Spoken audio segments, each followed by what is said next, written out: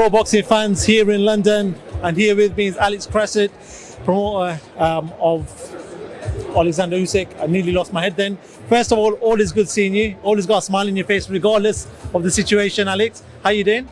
Thank you, doing good. Yourself?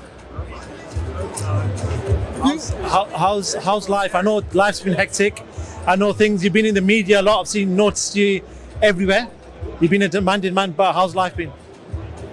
It's normal life in boxing. I mean, it happens every month. Some negotiations go up or just go down. Anything may happen, and it's not something unusual for the sports. It's good when you have a deal, but it's not that good when you don't have it. But it doesn't mean that you won't have it in the future, for example. So we stay optimistic. At this point, April 29th is off, but it doesn't mean that the life is finished.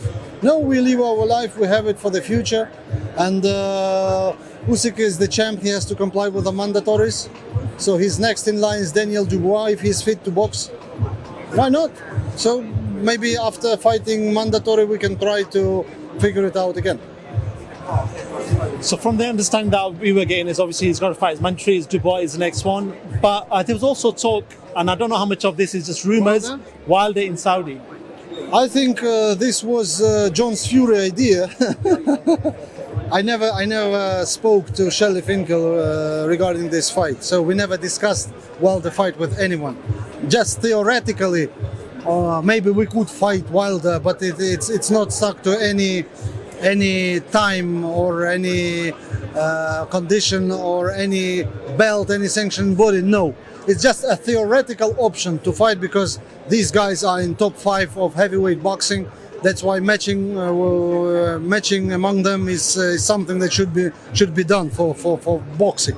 But now there is no space for that.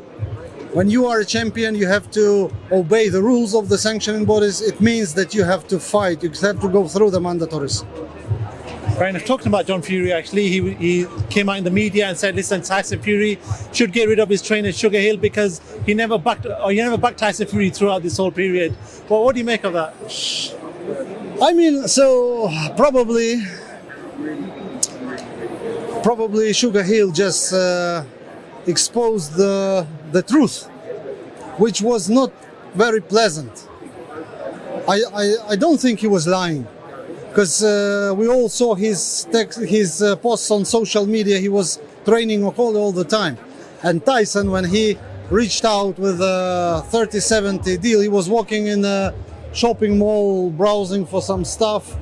He didn't look working hard in the camp. Next morning, he tried to perform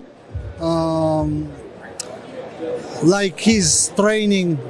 He picked up his buddy from New Zealand, Joseph Parker. They tried to perform something on the ring like they are training, but it didn't look convincing. I mean, no one would trust that the guy like that is just 5 weeks before the fight of the biggest fight in heavyweights within the last 25 years, and suddenly he just throws out the cigarette and okay, like in a movie.